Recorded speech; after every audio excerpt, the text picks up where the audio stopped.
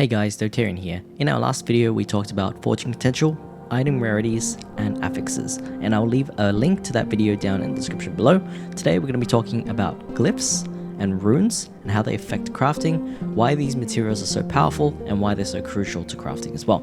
So along with affix shards, which are materials, you'll also have glyphs and runes, which are additional materials that help augment your item honing. These materials can guarantee desired affixes or remove undesirable affixes, and we'll go through each one of these. So in our forging window, now glyphs tend to focus on individual affix shard slots, whereas runes can target like affix slots in bulk. Last time we looked at the forging potential and how we have shards that go into these slots to add affixes to the gear and increase the item rarity, and we will also be upgrading those using the affix shards. In the diamond slot here, we have a glyph that we can add. This will modify certain affix slots with different effects, and we'll go through each of these. And finally, we have runes, which we can also add as well, and these will modify our item as well.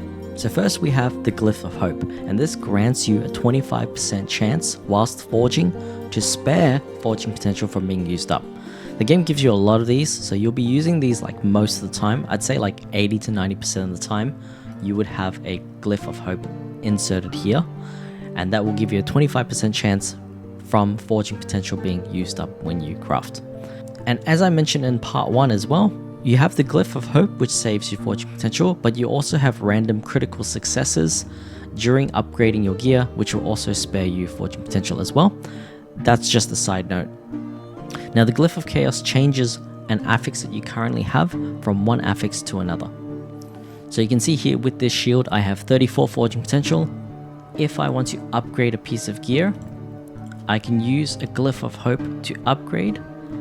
This will normally cost me between 1 to 18 forging potential. If I want to upgrade this,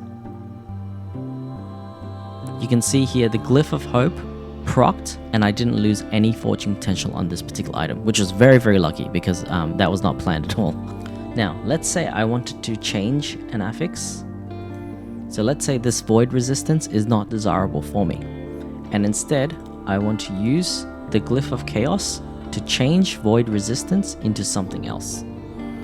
Now you can see here it will upgrade and re-roll this, and this will consume between 1 to 18 forging potential on this particular item. So note that because we're using the Glyph of Chaos, we can't use the Glyph of Hope, but instead, let's say we want to change this. Now, let's say for argument's sake, I'm capped on void resistance, so I don't need any more void resistance, but instead I do want something else on there.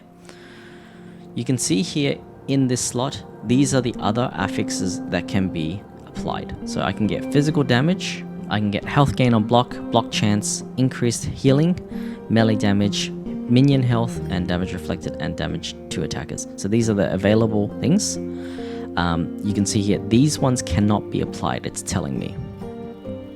So note that possibly because it's a shield, that's why it can't apply, but essentially these are the affixes that I will be getting on the piece of gear. So just for argument's sake, we're going to change it to a different item. We'll change it to this item instead, and we'll change this T1 glyph into something else. So we're going to use the Glyph of Chaos on this particular item, and this will cost between 1 to 10 forging potential. Now you notice that when I had the shield on, this was trying to upgrade a tier 3 glyph, and so it costs more forging potential. Here I've got a tier 1 glyph, and so this will cost me slightly less forging potential. But again, it is a range from 1 to 10, so it might not use up all 18 or all 10 at that point in time. It's just a random range. Now with the Glyph of Chaos, it does read here, it cannot change a prefix into a suffix or vice versa. So this means that because I'm upgrading a suffix, these suffixes are the only ones that will be available for me to change for this particular item. So instead of getting chance to chill on hit if I want some other affix, let's say I wanted like a chance at health on kill or increased stun chance, these are the chances that I can get. So let's try and forge this item. to see what we can get. So here I've got chance to poison on hit instead, and you can see it's upgraded from tier 1 to tier 2, and luckily it's actually only used up 3 fortune potential. So again, normally with the Glyph of Chaos, you'll be using it on an undesirable affix and then turning it into a random affix that you might have a chance of something that you can get. And you can always see what affixes can be applied. So it's not completely random, like you can kind of target something. It is still a random chance, but it's not like 1 in 50. It's like more like 1 in 10 or something like that, depending on how many affixes you can narrow it down to. So there is a chance of something that you want, and this is okay early on because you don't have much stats on your gear early on in the game, and you do need a little bit of a boost in stats, but it can only give you an affix shard of something that you already own, since it's a replace and upgrade action. So it can't give you something that you don't have because you don't have the affixes to upgrade it. Next glyph we're going to talk about is the Glyph of Order. The Glyph of Order will upgrade an affix whilst maintaining its position within the roll. So if I press Control on an item, I can see the ranges that it will roll between for the item. So in this particular case, I've got the prefixes set as 17% increased bow damage and 7% increased bow attack speed. Let's say for argument's sake 7% was the max range for this particular item. Because it's the max range, I want to maintain it being the max range. If you use the Glyph of Order, it will keep that position within its range when you upgrade it. Because normally when you upgrade a piece of gear, it has a random chance to roll anywhere within that range. The Glyph of Order will keep its position within that roll range. And so because fortune potential is so precious, typically the only scenarios that you kind of want to use this is when you have a maxed out tier 4 stat. So let's say this, for example, this has 34 fortune potential. So just as an example, here I can see on my prefix for this particular shield, I have 343 block effectiveness out of 350. Now this is a pretty good roll. And so if I want to maintain this roll, I can use the Glyph of Order, and you can see down below here it says upgrade to 490. So when I use the Glyph of Order, it's going to upgrade my block effectiveness from 343 up to 490, which will maintain its position within that roll. So due to how niche this particular glyph is, this is not something you'll be spamming. It's something that you'll be using in a much more niche setting, where to kind of min-max your items. Now the next glyph we want to talk about is the Glyph of Despair. The Glyph of Despair grants a chance to seal an affix and embed it onto the gear, and this will free up an affix slot.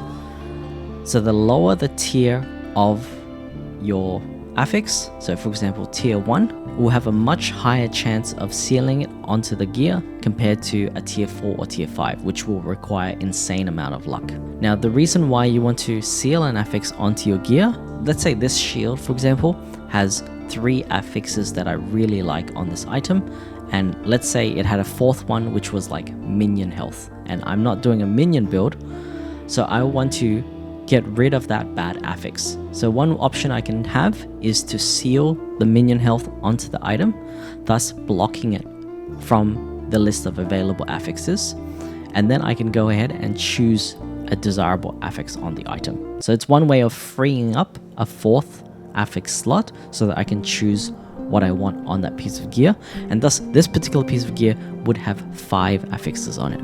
Now the other reason is to just seal an affix that's good. So essentially you can have tier 1 affixes that are just good on their own as a tier 1 affix. So let's say you just want to seal that affix on there, and then you can get another affix that you want. So regardless, the main idea is just to seal an affix whether or not it's desirable or not desirable, but essentially you want that free 4th slot so that you can turn it into a really good item. Lastly, here we have the Glyph of Insight, and this will turn an affix into an experimental affix. Now here I've got an example of an experimental affix. So these items here with the slash through it has a blue affix on it. This one is 29% dodge rating. This one is another common one, 1.5 seconds of haste after you use a traversal skill, 14% increase of haste on you. So these are experimental affixes, and these affixes tend to be a little bit more niche and specific to a certain type of build. So typically these particular experimental affixes, you can't get like stat bonuses, you'll be getting unique bonuses like this. And essentially it will just turn one of your affixes into one of these experimental ones. Now it is random, so the Glyph of Insight isn't something that's currently used a lot, because what you rather do instead of turning an affix into a random experimental one, you can actually use a rune instead to rip off the experimental affix and put it onto the gear that you want. So that is a much more desirable outcome than getting a more like a random affix. So currently that's what people tend to do generally with these experimental affixes as well, because they're very specific to certain types of builds. It's not something that you'll be spamming or using these glyphs a lot, but we'll have to see if anything changes with the new release in the future. Now let's talk about runes. So first thing to start with is we'll talk about the Rune of Shattering and Rune of Removal as one go. So these two runes are used to remove affixes from your gear and get back affix shards, which are the materials that you're going to gain back to craft. And so what's the difference between these two particular runes? Well, the Rune of Shattering is definitely more common, and you'll be using the Rune of Shattering to destroy items and then get back a random range and a random number of shards based on the tier of the affixes on them. So for instance, let's say I take this particular shield off. Let's say I put on this glove. Now this glove has tier 2, tier 2, and tier 2. We're just going to add a random affix, which I have a lot of. Let's say attunement. We're going to add attunement to this. So we have tier 1, tier 2, tier 2, and tier 2. Okay, so what I can do here is I can use the Rune of Shattering to remove all of these affixes on this gear. That will give me back all of these shards on it. So again, it has 4 different affixes with potentially 4 different tiers.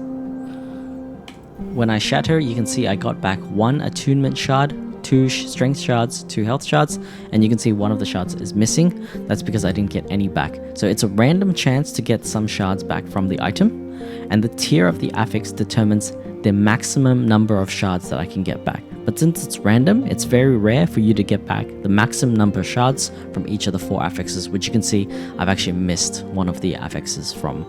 So instead of the Rune of Shattering, which destroys your item, the Rune of Removal instead isn't as common as the Rune of Shattering. So you can see here I've got like 255 runes of Shattering. I've only got 73 runes of Removal. Now the Rune of Removal won't destroy the item, but instead it always gives you the max number of shards. So for instance, I have here a tier 6 shard. Sorry, I have a tier 6 affix, a tier 5, and a tier 1. If I use the Rune of Removal on this particular piece of gear, I have a random chance that it will give me the maximum number of shards. So for example, if it hit tier 6 level of acid flask, I will get back 6 shards from this particular item. If I hit this one, tier 1, I'll only get back 1 shard for this chance of Dark Shroud. Now because it's a random chance, you'll have to kind of risk it, but that's okay though. So when I do use the Rune of Removal, it will use up some forging potential, and I have the option to try again to remove the shards on it. So essentially the Rune of Removal is better than the Rune of Shattering, but it uses forging potential and also it's random as well. So in certain situations it may not be the best, but in most circumstances you do want to get the shards back, and also you do want to remove affixes from gear to free up certain slots as well. So just to show you example, if I have tier 6 melee damage, tier 2, tier 5, and tier 2, and I use the Rune of Removal with a Glyph of Hope, you can see here I've got 6 melee shards sent to the forge, which removed my tier 6 affix from this item, and it turned it from an exalted item down to a rare item as well. You can also see that my Glyph of Hope triggered as well, and I actually saved Forging Potential on this item. So you can combine the Glyph of Hope glyph with the Rune of Removal rune to potentially have really good effects on items. Being able to remove items from runes from the affixes from the gear, while also being able to preserve my Forging Potential and free up a slot so that I can do more crafting. So let's say, for example, I also want to remove the health from this item. I can use the Rune of Removal again to try and remove that option from that affix from the item as well. Okay, next we're going to talk about the Rune of Refinement. So Rune of Refinement will re-roll stats on an item within their tiers. So essentially it will re-roll these values. So if I Alt on the item, hold Alt, I can see here this particular item has 39% increased health effectiveness out of the range. I've got 12% poison resist, and I've got 83% health. So let's say I find that these numbers are not good. I want to re-roll the numbers on this particular item. I can use the Rune of Refinement to re-roll this item, and I can also use the Glyph of Hope to try and save my Forging Potential on this item. So here we'll re-roll it to see what effects we get. So you can see here my increased healing effectiveness went down, but my poison resist went up slightly and my health went down slightly. Okay, so essentially because you are re-rolling affixes,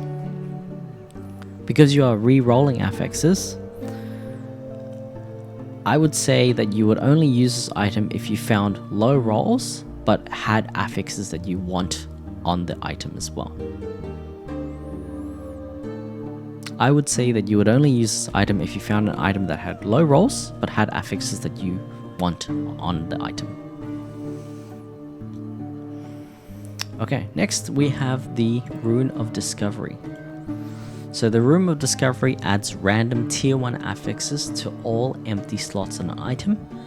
It has the increased chance to rolling rarer affixes as well. So you can see here I've got a white common item with absolutely no affix slots on it. Now, when I add these random slots, it will consume no Forging Potential, which is really, really good, because this is really good for early game. When you do find common white items, you can add a Rune of Discovery onto it and instantly it will become a rare. So here I'm going to add 4 random tier 1 affixes. You can see I've got Water and Ailment, Cleansing on Potion Use, Endurance, Lightning Resist, and Physical Damage. So you can see here this item is instantly a yellow rare.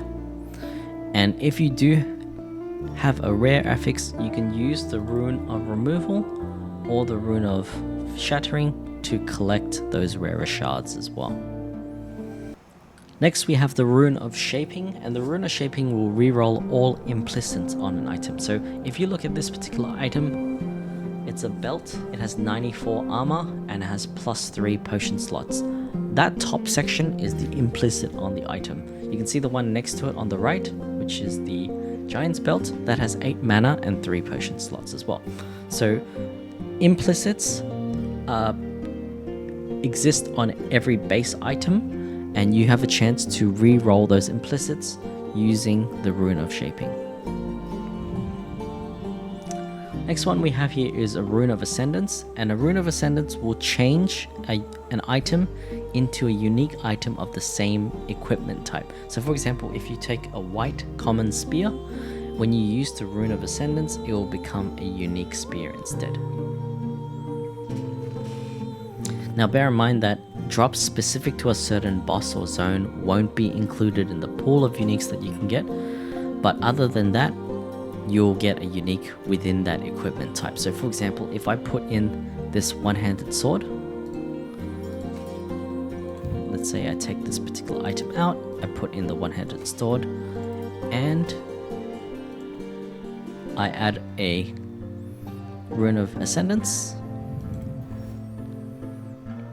you can see here I have this particular item which it turned into, which is a unique. Now this one here, which I have none of, this is the Rune of Creation.